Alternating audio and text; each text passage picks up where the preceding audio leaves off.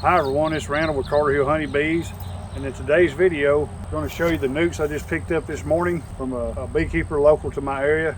I've elected to take these nucs and start a new yard with them. We're fixing to get these unloaded, and I'll show you about my yard and kind of what I do starting a new yard. So let's go ahead and get started. So right here is I lined up these concrete masonry blocks. I'm going to put 7 colonies here in total, but just 5 today.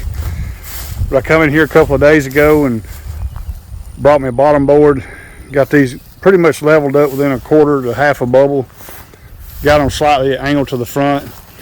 Also, the property owner was kind enough to mow me a little bit of a path down through here. And that's what it kind of normally looks like. They bush hog that, I think, maybe once or twice a year. So I've got a nice little area down here to work with.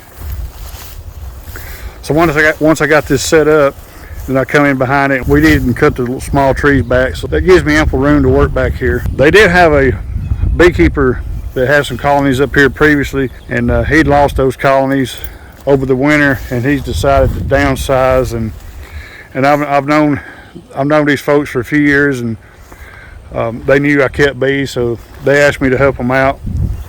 They sell vegetables and stuff in the summer, so they need some pollinators up here. So I went ahead and put a yard up here. One of the things I do when I evaluate for a yard is I'll look at the aerial photographs of the area, basically a 3-mile radius of the area, try to see what's around for forage. I like to see a lot of hardwood and not too much agriculture. If a place is real heavy in pines, to me, it's not going to make near as much honey if you got a lot of hardwood. And looking at this area, there's a mixture of all of it, but it seems to be, I would say, 60% hardwoods, and there's some cutover areas nearby that's been done 2 or 3 years ago. Those should offer some pretty good forage too. So I'm gonna get set up here and offload these colonies, and then we're gonna open them up and let them take flight.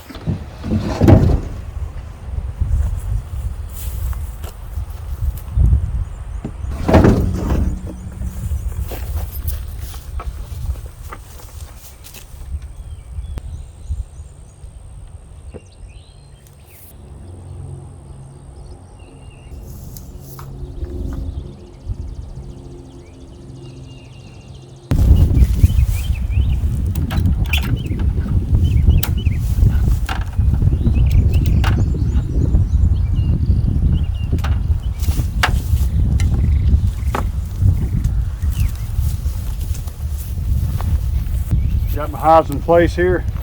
I'm going to get my bail on and secure. Brought these colonies about 20 miles in the bed of my truck. So now I'm going to take the tape off and let them start flying. So you never know what kind of reaction you're going to get. They may not nothing come out, and they may come out of there ready to tear into you. Let's see what happens.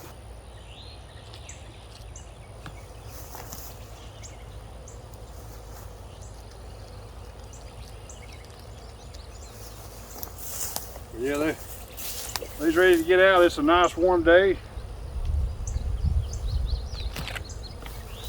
He put these covers on at dark last night. It was cool, got down in the 50s.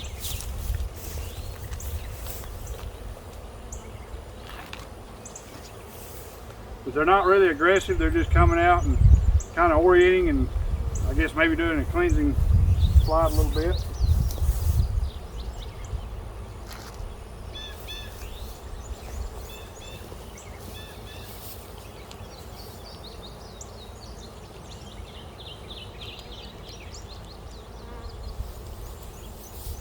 So overall, that wasn't too bad. I got 1 or 2 after me right now. I did get stung on the finger one time. Not bad. That's something I forgot to mention earlier. I also look for, when I look at the aerial photographs, I try to find a pond or creek, hopefully within a quarter mile of this location. And there's a little creek right here behind it. And just a couple hundred yards away, there's a little river over there, so there's ample water nearby. This field here has a pretty good amount of clover in it. I'm not going to open any of these colonies today. I'm going to give these colonies a couple of days to get settled in and learn their new territory. And then I'm going to come up here and and do an alcohol wash on them, or a mite wash. This beekeeper, he treats, if I understood him correctly, he treats exclusively with oxalic acid dribble, and he last treated these colonies sometime around the middle of February. And it don't matter who I would get nucs from. Now that I know what I know, I want to do an alcohol wash on them. You know, if I'm going to buy colonies from somebody, I want to do a mite wash. I want to see where I'm at to start with. So that's what I'm going to do, and if depending on what I get, I may execute a treatment of my own and get the mites knocked down if they're, you know, if they're an issue in these colonies. I've still got time to do that. I'm hoping these colonies will maybe give me a couple supers of honey this year. We'll just have to see how it goes, but I've had real good luck in the past with nucs, overwintered nucs, making good honey. So we'll see how this goes. Also, I've got these colonies facing southeast, which is directly behind your position looking at me. So I'm facing southeast. It looks like they're kind of settling down. They're really starting to ignore me now. There's not really one after me. That's basically it. It's about 70 degrees right now, a light breeze. It's a beautiful spring day. First one we've had in what seems like 6 weeks that we've had a weekend where it either wasn't raining or cold and windy. And today is just a perfect, beautiful spring day to work bees, and I'm going to try to get a good deal of that done today. Well, anyway, these colonies are in place, and I'll come back in a couple of days and do alcohol washes, assess them. I may do some balancing between them. I'll have to assess each one. That one furthest down there seemed to be the lightest one. The rest of these were fairly consistent with their weight, so I may have to do a little manipulation. And if they're ready, I'll go ahead and put a super or so on them. That way they'll have plenty of area to store their incoming nectar, because the nectar flow is starting to come in. Blackberries are now starting to bloom, and I've seen a few tulip poplars are starting to bloom. So major nectar flow is fixing to start here in just the next few days. Well, I want to thank you for joining me for this video today.